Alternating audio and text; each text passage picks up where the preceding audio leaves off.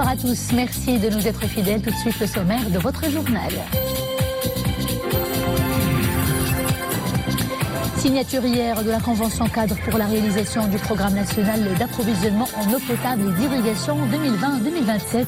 La cérémonie a été présidée par Sa Majesté le roi Mohammed VI au Palais Royal à Rabat.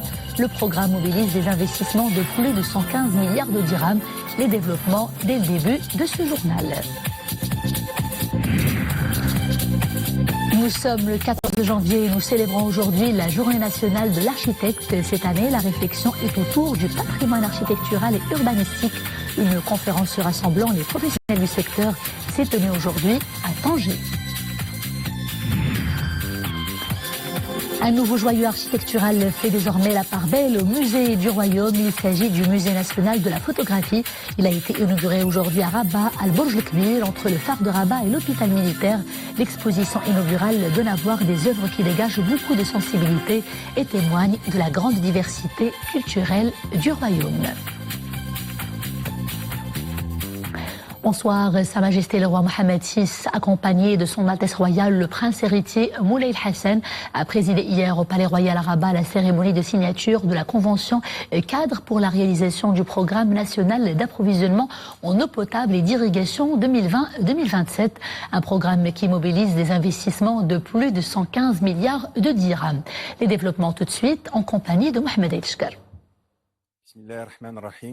À l'occasion de cette cérémonie présidée par Sa Majesté le roi Mohammed VI hier au Palais Royal à Rabat, le ministre de l'équipement, du transport, de la logistique et de l'eau, Abdelkader Amara, a souligné que le programme intégré d'approvisionnement en eau potable et d'irrigation 2020-2027 avait été élaboré conformément aux orientations royales en considération de la situation hydrique du royaume et des études sur cette problématique. Un programme qui s'articule, a-t-il dit, autour de 5 axes principaux.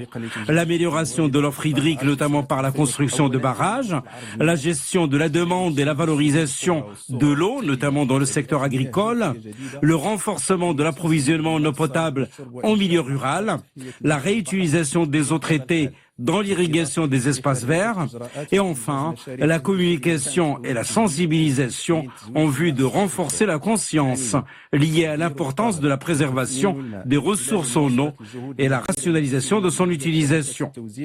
Le financement de ce programme est finalisé. Un financement qui sera de l'ordre de 115 milliards 400 millions de dirhams et qui sera assuré à hauteur de 60% par le budget général de l'État, 39% par les acteurs concernés et le reste dans le cadre du partenariat public-privé. Le suivi de l'exécution de ce programme sera assuré par un comité de pilotage présidé par le chef du gouvernement, une commission technique présidée par le ministre de l'équipement, du transport, de la logistique et de l'eau, et des commissions régionales présidées par les walis des régions. Au sujet de la question de l'amélioration de l'offre hydrique, le programme prévoit la construction de 20 grands barrages d'une capacité de stockage de 5 milliards 380 millions de mètres cubes, ce qui portera la capacité de stockage globale du Royaume à 27 milliards 300 millions de mètres cubes d'eau. Le ministre a assuré qu'il a été procédé au recensement au niveau des différentes régions du Royaume de quelques 909 sites susceptibles d'abriter des petits barrages et des barrages collinaires. Et il a rappelé que le Royaume dispose actuellement de 130 petits barrages. 20 barrages de ce type sont en cours de réalisation. Et toujours au volet de l'amélioration de l'offre hydrique, le programme national d'approvisionnement en eau potable et d'irrigation 2020-2027 porte également sur l'exploration des eaux souterraines en vue de la mobilisation de nouvelles ressources, ainsi que la réalisation de nouvelles stations de dessalement d'eau de mer qui viendront s'ajouter à celles déjà opérationnelles à L'Ayoun, Boujdour, Tantan et Arfenir. 2 stations de dessalement sont également en cours de réalisation à Agadir et El-Husseima et 3 autres sont programmées à Casablanca, Dakhla et Safi. Par la suite, le ministre de l'Agriculture, de la Pêche maritime, du Développement rural et des Eaux et Forêts, Aziz Khnouch, a affirmé que, conformément aux hautes instructions royales ayant trait à la poursuite du programme d'économie d'eau dans le secteur agricole, le programme national d'approvisionnement en eau potable et d'irrigation 2020-2027 concernera dans son volet relatif à l'approvisionnement en eau d'irrigation une superficie globale de 510 000 hectares. Il bénéficiera à 160 000 agriculteurs. Ce volet mobilise des investissements de l'ordre de 14 milliards 700 millions de dirhams. Il porte notamment sur la poursuite de la réalisation du programme national d'économie d'eau d'irrigation qui devra mobiliser une enveloppe budgétaire de près de 9 milliards 500 millions de dirhams. Il vise la conversion des systèmes d'irrigation traditionnels en systèmes d'irrigation goutte à goutte, partant en cela des résultats positifs enregistrés par le plan Maroc Vert qui a permis de porter à 585 000 hectares les superficies équipées en système d'irrigation goutte à goutte avec quelques 100 000 agriculteurs bénéficiaires. Et il est prévu au titre du nouveau programme l'équipement de 350 000 hectares supplémentaires en système d'irrigation goutte à goutte. Il s'agira également de la poursuite du projet d'aménagement hydro-agricole pour la sauvegarde de la plaine du Saïs, du projet de développement et de modernisation des petits et moyens périmètres d'irrigation et du lancement du projet d'aménagement hydro-agricole de la région sud-est à partir de la plaine du Harb. Intervenant pour sa part à cette occasion, le ministre de l'Intérieur, Abdelwafil Ftit, a souligné que le programme national d'approvisionnement en eau potable et d'irrigation 2020-2027 ambitionnait la généralisation de l'approvisionnement du monde rural en eau potable et la lutte contre la précarité que connaissent certaines régions, notamment lors des périodes de sécheresse. Les mesures relatives à cet axe concernent les centres ruraux. Il sera notamment procédé à la programmation de 659 centres pour un coût de 5 milliards de dirhams, ce qui permettra la généralisation des raccordements individuels à tous les centres ruraux. 7 876 douars exactement seront programmés dans le cadre de ces mesures pour une enveloppe estimée à 9 milliards 680 millions de dirhams, ce qui permettra la généralisation de l'approvisionnement en eau potable de tous les douars du royaume. Pour ce qui est de la question de l'économie de l'eau potable, le programme vise l'amélioration du rendement des réseaux de distribution dans les villes et dans les centres urbains à hauteur de 78% à l'horizon 2027, avec une économie de près de 207 millions de mètres cubes d'eau, l'optimisation des investissements relatifs aux infrastructures hydriques, la garantie de la poursuite de l'approvisionnement en eau potable et enfin l'amélioration de la qualité des services. Concernant la réutilisation des eaux usées traitées, le programme national intégré d'assainissement liquide en milieu urbain et rural et la réutilisation des eaux usées traitées s'assigne pour objectif la poursuite de la réalisation de projets d'assainissement liquide au profit de 128 villes et centres urbains et l'équipement de 1207 centres ruraux en réseau d'assainissement, ainsi que la réutilisation des eaux usées traitées dans l'irrigation d'espaces verts. La première tranche de ce programme 2020-2027 permettra la mobilisation de 100 millions de mètres cubes d'eau par an à l'horizon 2027, à travers la réalisation de 87 projets, dont 22 pour l'irrigation des terrains de golf. Par la suite, Sa Majesté le roi Mohammed VI a présidé la signature de la convention cadre pour la réalisation de ce programme national d'approvisionnement en eau potable et d'irrigation 2020-2027, une convention signée par le ministre de l'Intérieur, le ministre de l'Économie, des Finances et de la Réforme de l'Administration, le ministre de l'Agriculture, de la Pêche maritime, du Développement rural et des Eaux et Forêts, le ministre de l'Équipement, du Transport, de la Logistique et de l'Eau, le ministre de l'Énergie, des Mines, de l'Environnement et le directeur général de l'Office national de l'électricité et de l'eau potable. Ont assisté à la cérémonie de signature le chef du gouvernement, les conseillers de Sa Majesté le roi et les membres du gouvernement.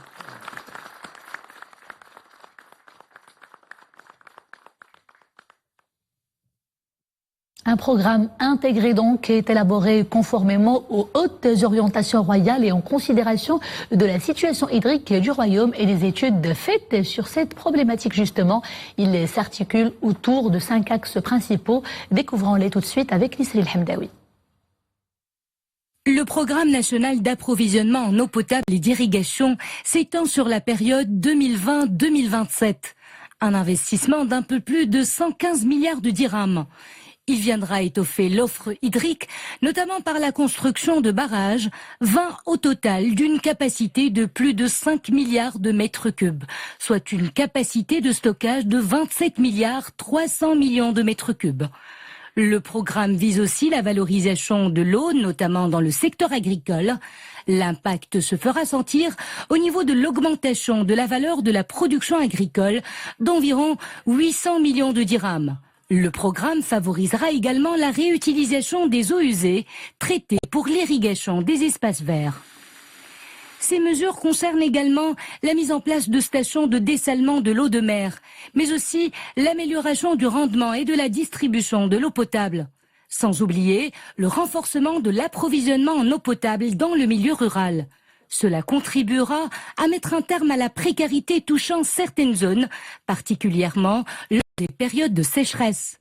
Ainsi, 770 millions de dirhams seront-ils alloués à l'approvisionnement de la population cible par le biais de camions-citernes. Ce programme ambitieux comporte aussi un volet de sensibilisation. L'idée est de conscientiser les citoyens à un usage responsable de cette ressource vitale. Cela passe par l'implication de la société civile, un acteur essentiel dans ce genre d'action de proximité visant la rationalisation de l'utilisation de cette source de vie.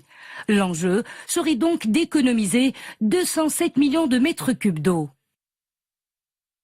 Le volet de la sensibilisation, justement, quant à cette ressource précieuse est effectivement d'une grande importance et parmi les autres grandes priorités de ce programme très ambitieux, nous retenons également la nécessité de développer des systèmes d'irrigation améliorés permettant une gestion optimale des ressources hydriques.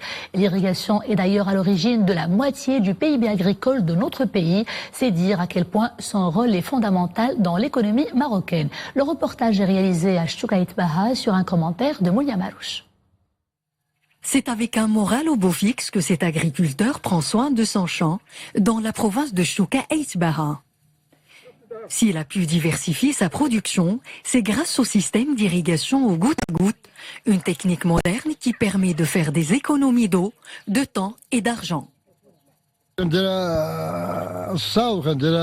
Nous cultivons de luzerne, des oignons, des concombres, des courgettes et des petits pois. Ici, les précipitations se font très rares et les eaux d'irrigation sont rationalisées. Grâce au système d'irrigation au goutte à goutte, notre production s'est améliorée. L'irrigation localisée est presque vitale pour cette culture maraîchère. 20 hectares de tomates sont cultivés sous serre dans cette exploitation à Chouka Itbaha, connue pour son climat sec. Le système du goutte à goutte contribue à une augmentation de rendement de l'ordre de 20 à 40% et à une rationalisation de l'eau d'irrigation. Nous irriguons les tomates sur une durée de 10 à 15 minutes en cette période, mais cela peut varier selon le degré de l'humidité et de la température. Chaque hectare irrigué nous donne 12 tonnes et parfois ça peut atteindre jusqu'à 20 à 25 tonnes de tomates. وفي الاوقات اللي كتكون فيهم شويه السخونيه راه كتوصل حتى ل 20 طن تقريبا 25 طن بار هكتار. La région Souss-Messa assure plus de 90% des exportations nationales de tomates et plus de 80% des primeurs. C'est pour pérenniser cette activité agricole florissante et faire face aux défis de la gestion des ressources hydriques qu'une station de dessalement de l'eau de mer verra le jour à Chouka Itbaha d'ici 2022. Et pour préserver les ressources hydriques et mieux les exploiter justement, les efforts se poursuivent à tous les niveaux avec des projets soucieux de réduire le déficit hydrique dans plusieurs provinces du royaume. Al-Hamna, par exemple, un nouveau projet d'envergure voit le jour. Il s'agit de la station d'épuration des eaux usées de la zone industrielle de Sidi Bouatmen, coût global 58 millions de dirhams. Amina Allam et Oumema Ramli. Préserver les ressources hydriques, un jalon du nouveau programme de l'eau 2020-2027. De nouveaux projets fleurissent dans différentes provinces du royaume. Dans la zone industrielle Sidi Bouatmen Al-Hamna, une nouvelle station d'épuration des eaux usées vient protéger l'environnement tout en évitant le déversement des eaux usées dans la nature. Cette infrastructure joue un rôle important, non seulement au niveau de la province de Hamna, mais aussi au niveau de toute la région Marrakech-Safi. Du fait de sa proximité avec Marrakech, Sidi Bou Othmane connaîtra certainement un mouvement résidentiel important dans les années à venir. Il est donc impératif de lutter contre la pollution des eaux et celle de la nappe phréatique.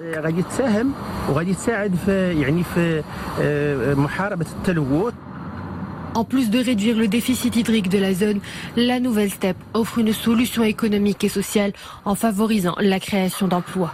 Une infrastructure à la pointe de la technologie. C'est une valeur ajoutée à Sidi Bou Othmane. Pendant longtemps, les investisseurs ne s'intéressaient pas à cette zone industrielle en raison du risque de pollution. Dorénavant, la situation est révolue. Réutiliser les eaux usées traitées, un des axes principaux du programme d'approvisionnement en eau potable et en eau d'irrigation.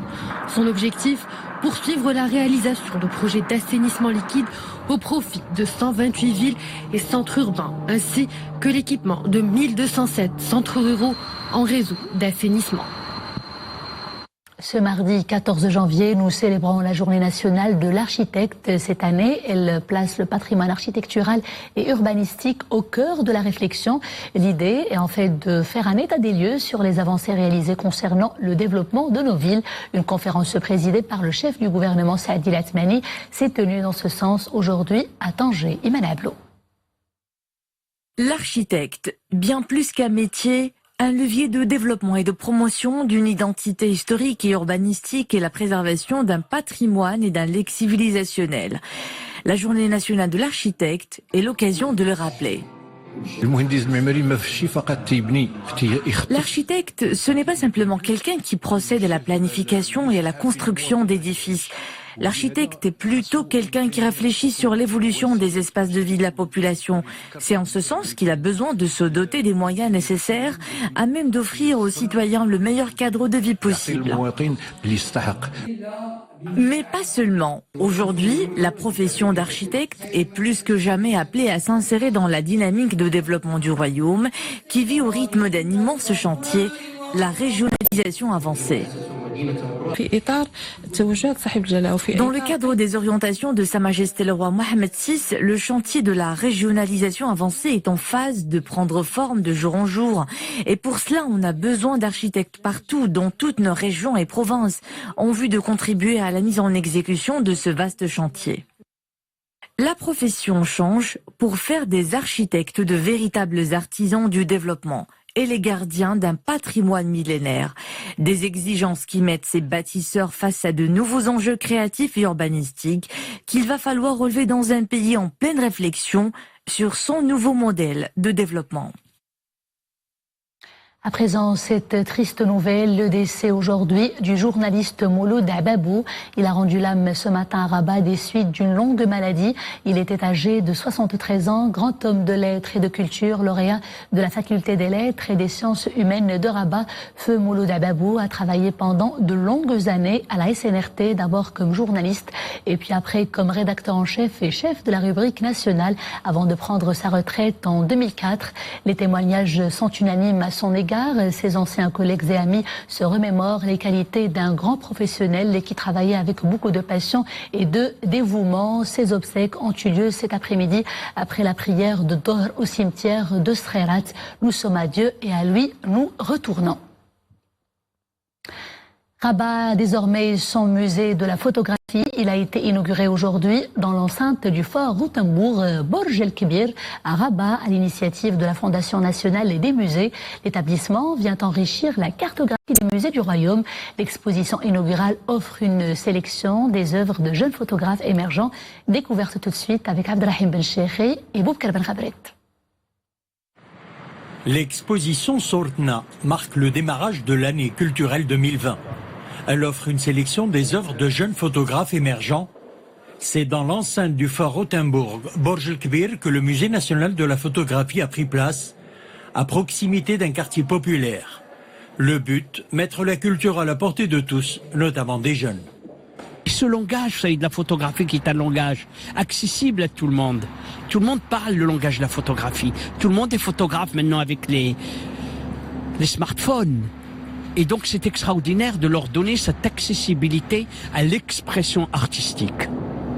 Et donc aujourd'hui c'est un grand jour parce que le Maroc et Rabat, ville lumière, capitale de la culture, se dote de ce musée de la photographie. L'exposition Sortna réunit plusieurs générations de photographes, une carte blanche donnée aux jeunes qui partagent leur vision des enjeux de la modernité marocaine. La photo est essentielle. Pour moi, il renvoie à l'évolution économique, sociale, mais aussi visuelle du pays, qui s'associe de ce fait à l'image de tout le royaume.